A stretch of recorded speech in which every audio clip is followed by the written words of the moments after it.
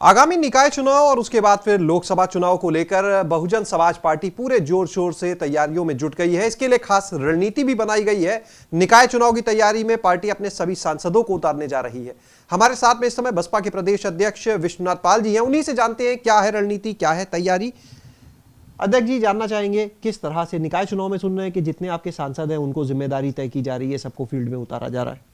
देखिए, हमारे सभी सांसद फील्ड में ऑलरेडी उतरे हैं और माननीय बहन जी हमारी नेता हैं और जो भी रणनीति बहन जी बना रही हैं, निश्चित है बहन जी की रणनीति से, नीति से हम लोग जो भी चुनाव ये कराएंगे, नगर पालिका, नगर पंचायत, वार्ड, पार्षद, चाहे लोकसभा का, उसमें बहुजन समाज पार्टी बड़े दल के रूप में जीत करके आएगी, ये तय है। क्या मानते हैं निकाय चुनाव के नतीजे जो हैं वो 2024 के चुनाव के लिहाज से कितने मायने रखेंगे? देखिए, ये निश्चित है कि ये जो चुनाव होगा, लेकिन ये शहरों का चुनाव है और लोकसभा शहर और देहात दोनों का चुनाव होगा। लेकिन हम लोग शहरों के चुनाव में भी नंबर 1 के दल के रूप में आएंगे और जो लोकसभा का होगा उसमें भी बड़े दल के रूप में आएंगे। इस चुनाव के लिए जो तैयारी आप लोग कर रहे हैं, जिस तरह से सांसदों को उतारना, तो उस तैयारी का फायदा 24 में भी मिलेगा? निश्चित मिलेगा।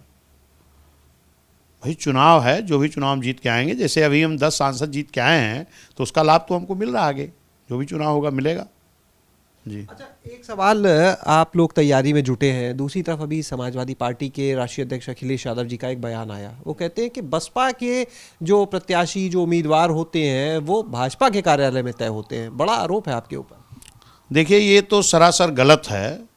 बहुजन समाज पार्टी की जो नेता है माननीय बहन जी की नीति पर दूसरे लोग चलने का प्रयास करते हैं, नकल करते हैं।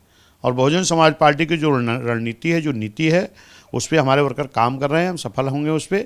और बसपा के कैंडिडेट तो भाजपा कार्यालय नहीं तय होते हैं, लेकिन समाजवादी की नीति आरएसएस कार्यालय से जरूर तय होती है। ऐसा किस आधार पर कह रहे हैं? मैं इसलिए कह रहा हूं कि अभी आजमगढ़ में उपचुनाव हुआ था। अखिलेश यादव जी के चचेरे भाई जी चुनाव लड़ रहे थे। एक दिन भी अखिलेश यादव जी वहाँ प्रचार करने नहीं गए। क्यों नहीं गए? अगर आरएसएस का दबाव नहीं था भाजपा से कि बी टीम अगर समाजवादी नहीं है तो प्रचार करने क्यों नहीं गए? रामपुर वहीं चुनाव होता है, एक आध बार फॉर्मेलिटी में जाते हैं, लेकिन वहीं पर जब आजमगढ़ में इनका चचेरा भाई धर्मेंद्र लड़ते हैं तो एक बार भी नहीं जाते। और वहीं पर जब इनकी पत्नी मैनपुरी से लड़ती हैं तो रात दिन गली गली खाक छानने लगते पूरी तरह। क्यों? और जो भाजपा का कैंडिडेट होता है मैनपुरी में, वो भी समाजवादी के कुनबे से ही निकाल करके भाजपा बनाती है। तो ये मिली भगत नहीं है। भरी पार्लियामेंट के अंदर समाजवादी के नेता बोलते हैं कि माननीय मोदी जी को एक बार और आना चाहिए। तो बी टीम समाजवादी है कि बीएसपी है? माननीय योगी जी जब शपथ ग्रहण, मुख्यमंत्री जी शपथ लेते हैं तो समाजवादी के बाप बेटे मंच पर पहुंचते हैं और कान में बात करते हैं। वो बी टीम नहीं है, बीएसपी है। अच्छा, एक चीज अध्यक्ष जी और जानना चाहेंगे, क्योंकि हम लोग बात कर रहे हैं चुनाव की, उसमें निकाय चुनाव भी है। निकाय चुनाव में एक बड़ा मुद्दा है जो आरक्षण को लेकर अभी आयोग ने अपनी रिपोर्ट सौंपी और ये माना कि जो पहले रैपिड सर्वे हुआ, जो आरक्षण तय किया गया, उसमें गड़बड़ी थी। और अब एक मामला और आ गया है। मामला ये कि जो शिक्षक भर्ती थी 69,000 की, उसमें हाईकोर्ट कह रहा है कि आरक्षण नियमों का पालन नहीं हुआ। यानी लगातार 2 बड़े आरोप आरक्षण के नियमों का पालन न करने के। अभी इसका मैं जवाब दे रहा हूँ। इसके पहले जो आरएसएस के कार्यालय से सपा चलती है, मैं इस पे बोल रहा था।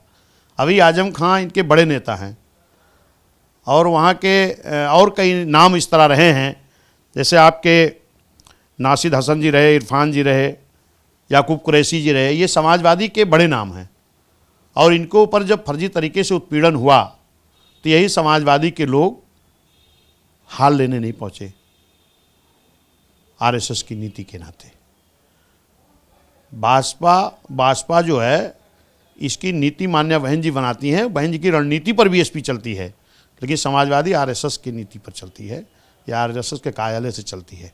दूसरे आपके क्वेश्चन क्या है? जी, हमारा एक सवाल आरक्षण को लेकर था, लेकिन उससे पहले अब एक सवाल, क्योंकि कुछ नाम आपने गिनाए उस पर आते हैं। आपने जितने नाम गिनाए सब मुसलमान नाम है। कहीं ना कहीं ऐसा तो नहीं, जो लगातार चर्चा चल रही है कि बसपा का फोकस अल्पसंख्यक वोटर पर लगातार बढ़ता जा रहा है, कि दलित अल्पसंख्यक का गठजोड़, इसीलिए मुसलमानों के ये मुस्लिम समाज का सबसे बड़े हितैषी बनते हैं वोट लेने के लिए, लेकिन जब उन पे संकट आता है तो ये बगल खड़े हो जाते हैं आरएसएस के कहने पर। इसलिए मैं उसका नाम ले रहा हूँ। और मुस्लिम समाज ने पूरी ताकत से अभी इस चुनाव में भी वोट दे करके देखा है। एक षड्यंत्र साजिश के तहत भारतीय जनता पार्टी के प्रचार तंत्र ने गलत प्रचार किया। लड़ाई तो बसपा की भाजपा की थी, क्योंकि आम जनमानस महंगाई से परेशान है। भाजपा जब आई थी, भाजपा की एक ये कहना था कि हम जब आएंगे तो महंगाई को दूर करेंगे, लेकिन आज कोई भी एक ऐसी वस्तु नहीं है जो सस्ती हुई हो। महंगी तो हर वस्तु हो गई। आपका पेट्रोल महंगा हो गया, आपका डीजल महंगा हो गया, सरसों का तेल महंगा हो गया, आपके कपड़े महंगे हो गए, बर्तन महंगे हो गए, गैस सिलेंडर कितना महंगा हो गया, दाल कितनी महंगी हो गई। महंगाई चरम पर है। नौजवानों को 2 करोड़ रोजगार देने को कहा था, वो भी नहीं दिया। जी बिल्कुल। देखिए सर, बातचीत आगे बढ़ाते हैं कि एक और चीज़ बताइए। शाइस्ता परवीन माफिया अतीक अहमद की पत्नी है, अब तो उनके ऊपर भी नाम घोषित है, अभी तक आपकी पार्टी कोई फैसला नहीं ले रही। देखिए, माननीय बहन जी ने स्पष्ट कहा कि जब वो बसपा में शामिल हुए तब उनके ऊपर कोई मुकदमा नहीं था, कोई इस तरह का आरोप नहीं था। और अब इस घटना में माननीय बहन जी ने कहा है कि जैसे ही उनके ऊपर दोष सिद्ध होता है, उनको पार्टी से निकालकर बाहर कर दिया जाएगा। इनाम घोषित हो गया, इनाम की राशि बढ़ गई, और क्या क्या चीजें चाहिए इस पे माननीय बहन जी विचार करेंगी, जैसा जो होगा। मेरा कहने का मतलब है, माननीय बहन जी ने ये ट्वीट में कहा था कि जैसे ही उनके ऊपर आरोप सिद्ध होगा, उनको हम पार्टी से बाहर कर देंगे। रही बात की कानूनी कार्रवाई, बीएसपी के सदस्य हैं, इससे नहीं रुकनी चाहिए। मैं भी मांग कर रहा हूँ कि जो भी लोग उसमें इन्वॉल्व हैं उस हत्या में, उनको सबको कड़ी से कड़ी सजा मिलनी चाहिए। और बहन जी ने भी ये मांग कर चुकी हैं, तो सरकार, शासन, प्रशासन सजा दे, उस पर बीएसपी कोई टिप्पणी नहीं कर रही है। ऐसा तो नहीं कहीं कि शाइस्ता परवीन भी एक अल्पसंख्यक चेहरा है, इसलिए कार्रवाई करने में सोचना पड़ रहा हो? नहीं, कोई कार्रवाई नहीं। कार्रवाई तो शासन प्रशासन को करना है, ना कि बीएसपी को करना है। पार्टी की कार्रवाई, पार्टी कार्रवाई जब जो जरूरत समझ में आएगा उस तरह कर दी जाएगी। बहन जी ने कहा है कि जब इनको आरोप सिद्ध होगा तो उनको पार्टी निकाल दिया जाएगा। पार्टी में रहने ना रहने से उनके जो दंड मिल रहे हैं, जो सजा मिलनी है, वो थोड़ी ना रोका जा सकता है। ये सरकार जो है, प्रशासन, शासन जो है, ये जो उचित कार्रवाई होगी, जो कार्रवाई उनकी बनती होगी वो करेगी। उस पर मैं भी मांग कर रहा हूँ कि पीड़ित परिवार को न्याय मिले, जो इसमें दोषी हों उनको कड़ी से कड़ी सजा मिले। अच्छा, वापस आते हैं निकाय चुनाव के आरक्षण की हम बात कर रहे थे, क्योंकि चुनावी बात हो रही है। तो देखिए, निकाय चुनाव में आरक्षण में गड़बड़ी हुई, ये बात आयोग की रिपोर्ट कहती है इससे पहले, इसीलिए चुनाव में देरी हुई। अब शिक्षक भर्ती 69,000 की थी, बेसिक शिक्षा की, उसका मामला हाईकोर्ट से आया। हाईकोर्ट मानता है कि उसमें आरक्षण नियमों का पालन नहीं हुआ। तो किस तरह से देखते हैं आप आरक्षण के नियमों का पालन न होना? लगातार 2 बड़े मामले, एक तरफ निकाय चुनाव का आरक्षण निर्धारण, एक तरफ शिक्षक भर्ती। देखिए, भारतीय जनता पार्टी पूरी तरह इस देश की जनता के साथ, प्रदेश की जनता के साथ खिलवाड़ कर रही है, मजाक बना दिया जनता का। इसके पहले भी नगर पंचायत, नगर पालिका का चुनाव हुआ था, भाजपा की पूरी तैयारी नहीं थी, इस नाते ये सब नाटक भाजपा ने किया है। अगर ईमानदारी से ये पिछड़ों का, SC ST का अगर आरक्षण ये लागू कर दिए होते तो किसी को कोर्ट नहीं जाना पड़ता, और कोर्ट नहीं जाना पड़ता तो ये नाटक न करना पड़ता कि हम आपके हितैषी हैं, हम आपके लिए कमेटी बना रहे हैं, आपके लिए सर्च कमेटी बना करके हम जांच करा के आरक्षण देंगे। आज कमेटी ने बता दिया कि गड़बड़ी की गई थी, इसके बाद भी सरकार को कोई शर्म नहीं लग रही इस चीज़ को लेकर के। अभी 69,000 की भर्ती जो हुई, उसमें तमाम लोग चिल्लाते रह गए कि आरक्षण के साथ खिलवाड़ हुआ है, सही आरक्षण नहीं लागू हुआ।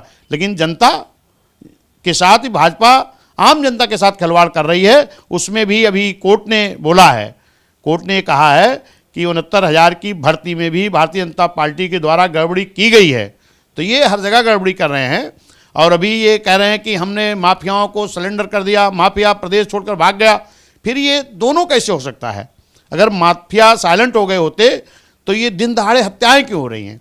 अभी उमेश पाल की हत्या, अभी मैं कल लौट के आया हूँ आपके छाता विधानसभा मथुरा में, एक 18 साल के नौजवान की दिन दहाड़े गोलियों भून के हत्या कर दिया गया, गोलियाँ चला करके। वहाँ भी अभी मुलजिम गिरफ्तार नहीं हुए। शासन प्रशासन क्या कर रहा है, इसको देखना चाहिए ना। वहाँ पर अभी 4 मुलजिमान थे, 2 गिरफ्तार हुए, 2 नहीं गिरफ्तार हुए। वहाँ के लोगों से मैंने बात किया तो वहाँ के लोग कह रहे हैं भैया इसमें भाजपा के नेताओं का संरक्षण है। अगर संरक्षण नहीं है तो उनकी गिरफ्तारी होना चाहिए।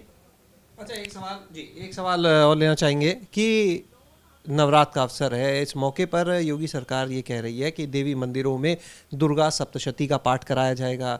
जब रामनवमी होगी तो अखंड रामायण का पाठ होगा। बाकायदा पर्यटन एवं संस्कृति विभाग इसके लिए निर्देश जारी कर रहा है, कैसे देखते हैं? देखिए, ये इनके निर्देश से नहीं कोई पूजा पाठ करेगा, ये तो एक नाटक करते रहते हैं धार्मिक उन्माद फैलाने के लिए।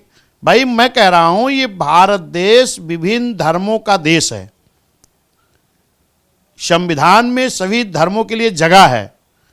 जब जो त्यौहार आता है, जिस धर्म के मानने वाले लोग जो हैं, धर्म एक आस्था और विश्वास की चीज़ है। जिसकी जहां आस्था विश्वास होगी, जिसकी आस्था विश्वास है तो नवरात्र में व्रत भी रहेगा, चालीसा भी पड़ेगा, नौ दुर्गा चालीसा भी पड़ेगा, उसमें इनके कहने से थोड़ी ना कोई पड़ेगा। जिसका जिस धर्म विश्वास है उस धर्म को मानेगा, उसमें उसकी आस्था, उस पर हमें लोगों को कोई बात नहीं करनी चाहिए। धन्यवाद, शुक्रिया। ये थे हमारे साथ में बसपा के प्रदेश अध्यक्ष विश्वनाथ पाल जी, जिन्होंने शाइस्ता परवीन से लेकर और प्रदेश में जिस तरह से चाहे आरक्षण की बात हो, चाहे बसपा की 2024 की तैयारी हो, उन सभी चीजों पर हमसे बात की। कैमरा सहयोगी हरिओम के साथ शैलेश अरोरा, एबीपी गंगा, लखनऊ।